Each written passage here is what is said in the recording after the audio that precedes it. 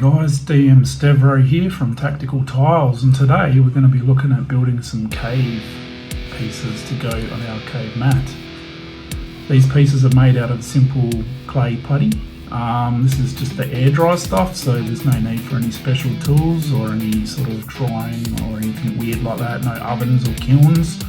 Basically we just carve it into little pieces, sculpt it the way we want it, and then let it dry. It's pretty simple. So I take a little piece and I knead it a little bit to warm it up.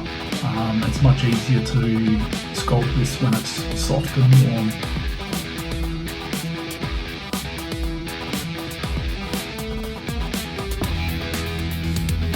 So all we do really is we just press it down a little bit on the floor. This gives it a nice level base to work to, and then just sort of with your fingers just kind of squeeze the top and give it a bit of a like an angled sort of a feel. And it doesn't matter too much about the shape, you just want to sort of make it a rounded base kind of thing, a bit thicker on the bottom, thinner at the top.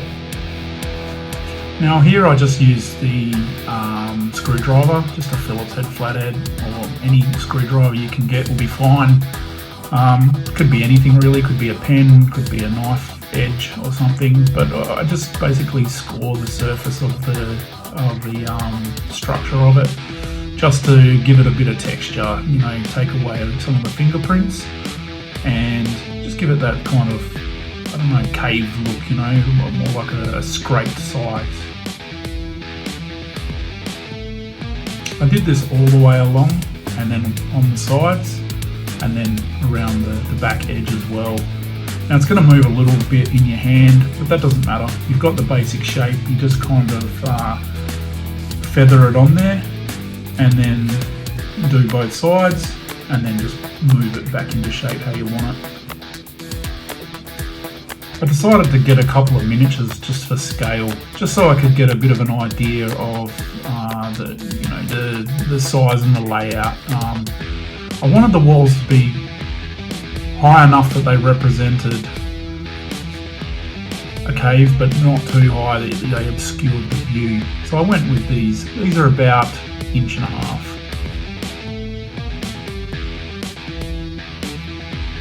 I thought it was appropriate also to have a bit of variation in the height. So some of them had more stalagmite looking parts to them, others were more flat wall type sections. I decided to do a bunch of different shapes just so we could get some more interesting features and make it easier to build a cave that's a little more interesting than just square walls. This included a few dead end pieces, some longer walls, some thinner walls, some L shapes.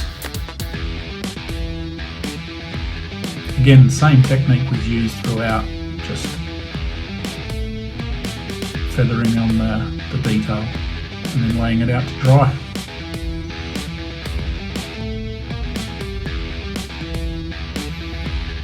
I moved on to making some more single square sized pieces, and the reason I did these was, as well as them being sort of stalagmite cave-like type things, I also found that they were a good use to have on the ends of any straight pieces. It made it appear more cave-like and sort of tied off the ends nicely.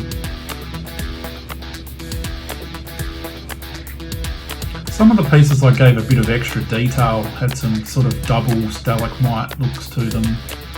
I tried to make each piece just a slightly bit more unique than the one before.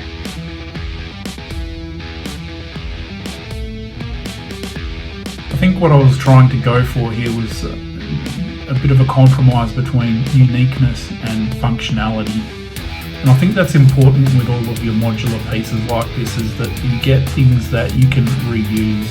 There's no point making all of these things if it's just going to be a one use and then sit in a box. I think this is a great little project for anyone who's looking for something to do for an afternoon. It really only took a couple of hours to build the entire set, and the one block of clay that I had, it pretty much made enough pieces to completely fill one of my 12 by 12 tiles. And that was with a pretty tight setup. I mean, you could space it out even more. I decided to also do a couple of mushrooms. I did hit record on the camera, but it didn't record. So here's the mushrooms I'd already made. I just made them out of the clay and let them dry. I used a piece of a bit of cork that I had lying around, and I just kind of made a base, kind of just shaped it and then chamfered off the edges. You can see the bits I cut off on the side there. I marked little X's on there just so I knew where not to paint, and then I went towards painting and basing. I marked little circles on the mushrooms just to give them a little bit of detail. This will aid later on when it comes to painting.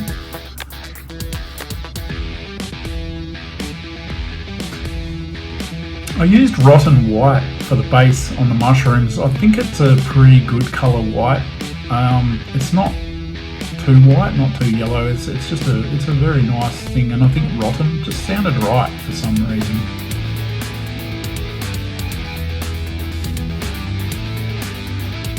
For the mushrooms, I wanted to make them a little bit poppy, so I decided to use turquoise to use for the rings.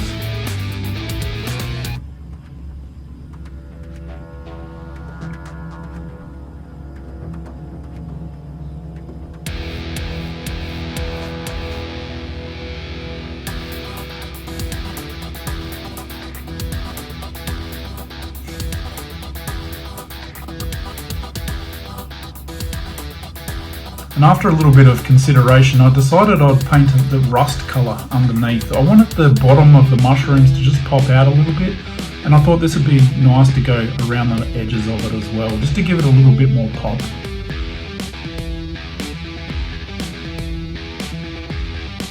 So with the colours selected, I just got my fairly coarse old brush.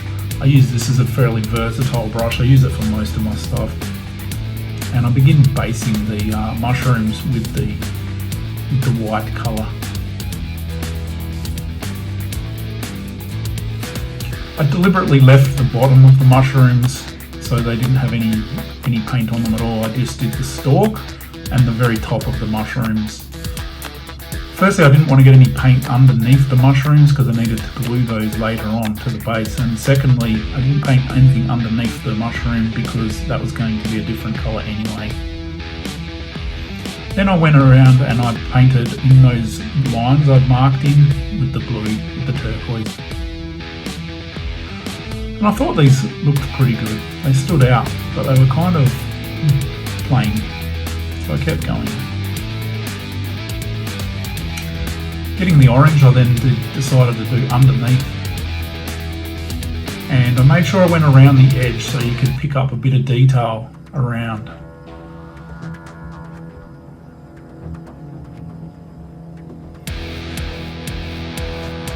At this stage I wasn't sure they looked quite right, and I thought they might need to have a little bit more. So once I'd finished that one out, I decided to do the inside of the circles with the same orange to make it really pop.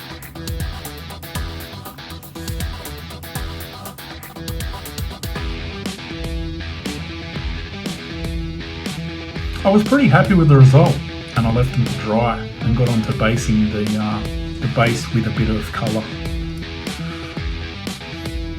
I decided to do the base the same colour that I'd based the tile with, which was our heavy sienna.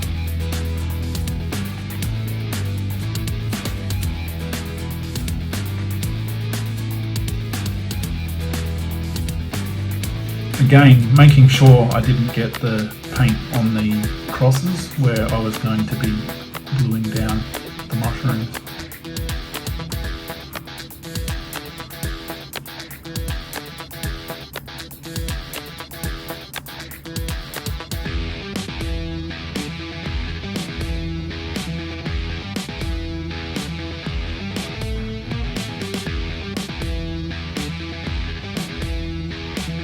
Once it was dry, I was then able to glue the mushrooms down, and for this I just used simple PVA glue.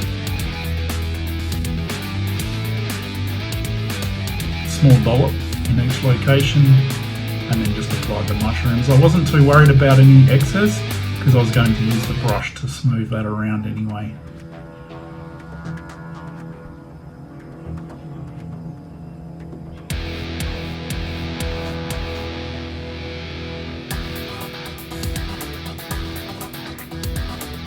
I think the great thing about using cork and clay is that they're both very porous materials and they bond very well with PVA.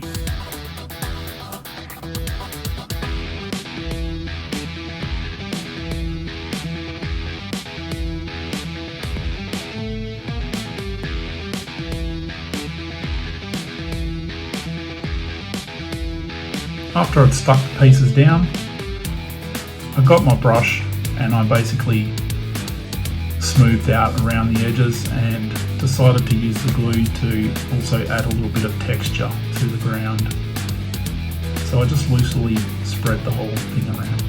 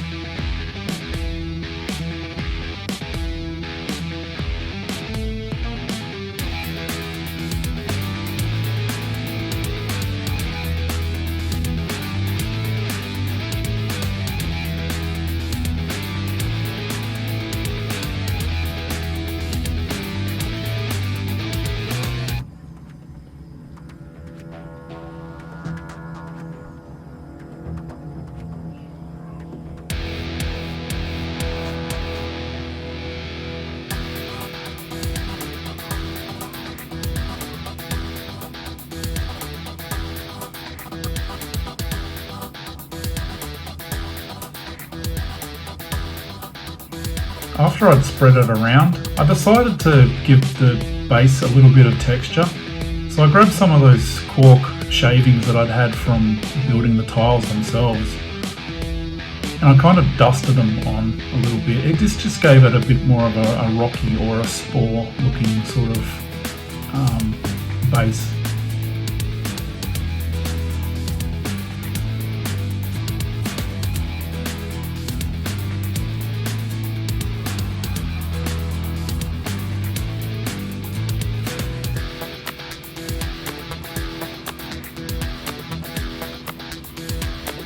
Once done, I just put it off to one side to wait until the glue dried, which took a couple of hours.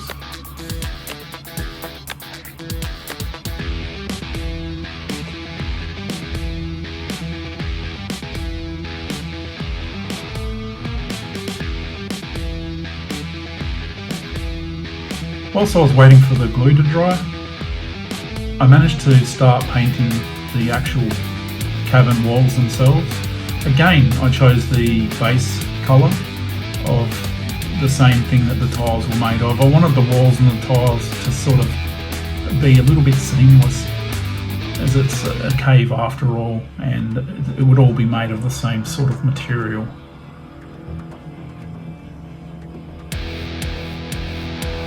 So I just went along and I started basing the whole lot of these with this brown. I used a bit of water on it as well to thin it out a lot, because this is very porous, this clay, and it was quite easily sucking a lot of the colour in. It also didn't take very long to dry at all. Basically it was almost dry by the time I got to another side. So it's a very quick process.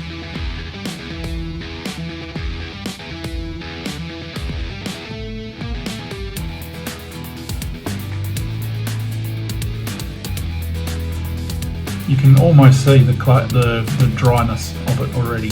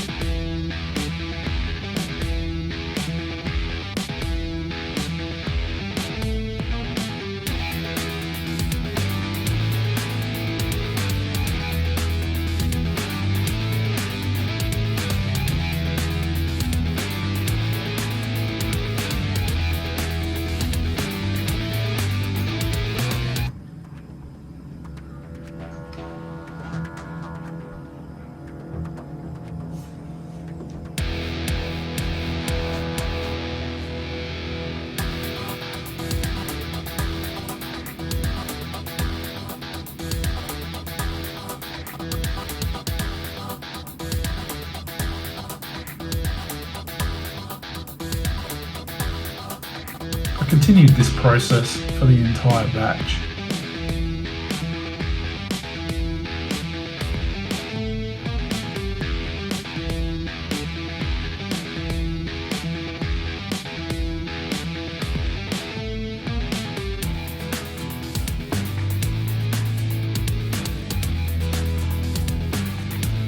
And as you can see, by the time I finished painting one piece, the piece I'd painted before was dry.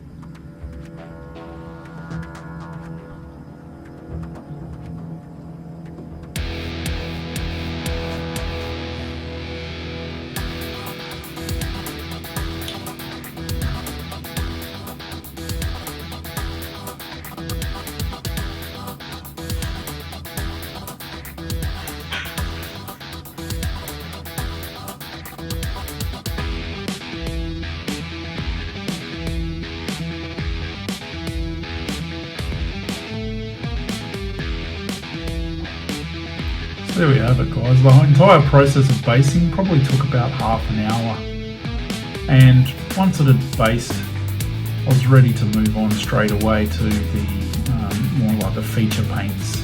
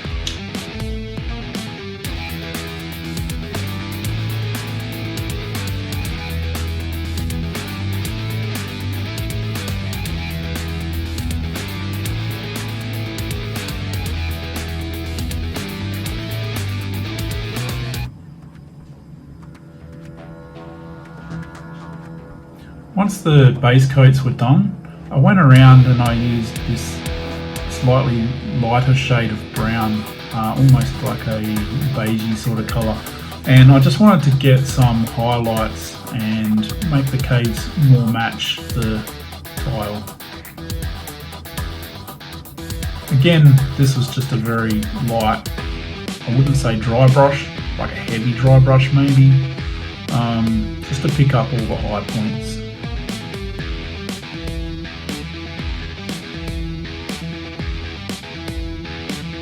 And again, I use this same technique to do the entire set of pieces.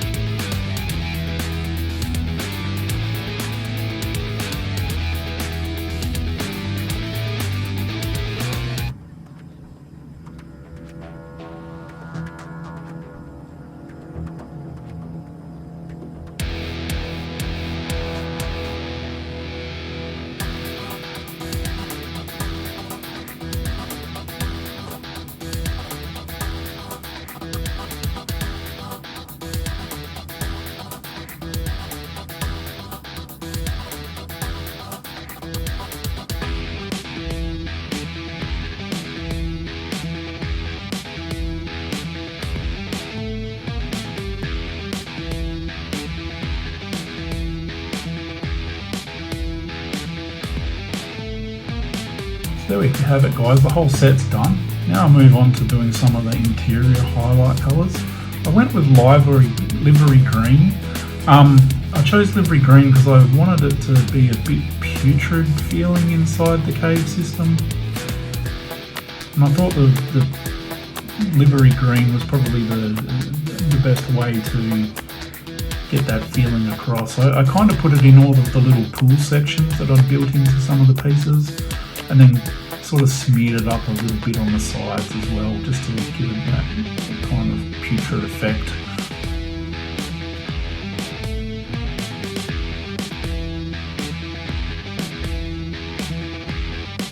I did this to each of the pieces that had pools in them.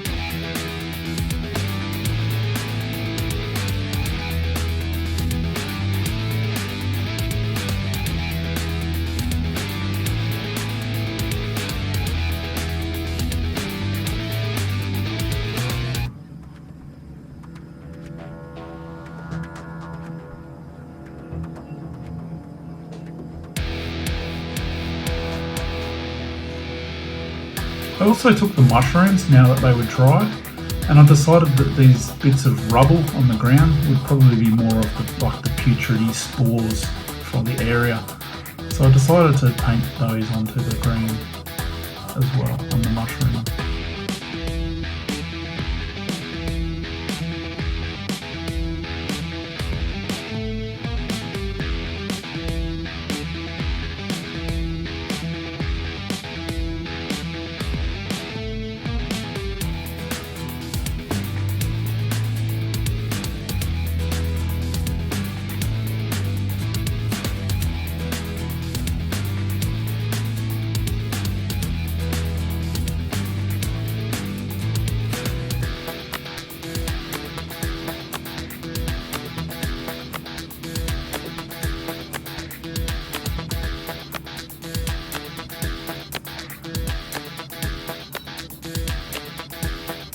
I then proceeded to put some more green texture around some of the random pieces in there. I didn't want to do every piece, but I did select a half a dozen pieces and just give them a little brush of some green just to break up the surrounding areas. I then decided to use a little bit of heavy violet, and I really just wanted to be quite sparing with this. I put it around in a few little places, just more like, I suppose, to resemble sort of veins of some kind of exotic material inside the caves. I was very scarce with this. I really didn't put much on.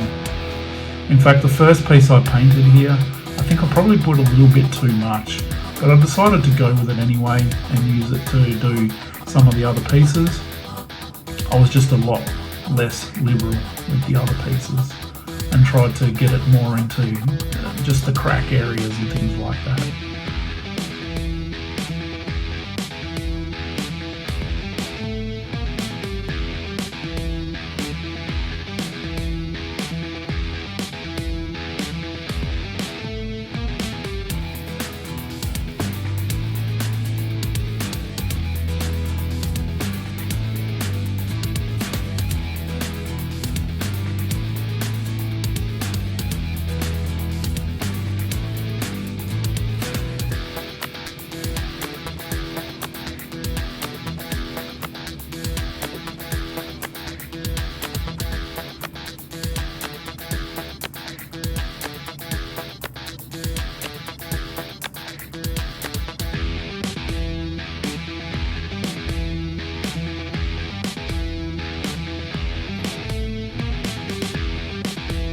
So there you go, guys, that's how I built the set.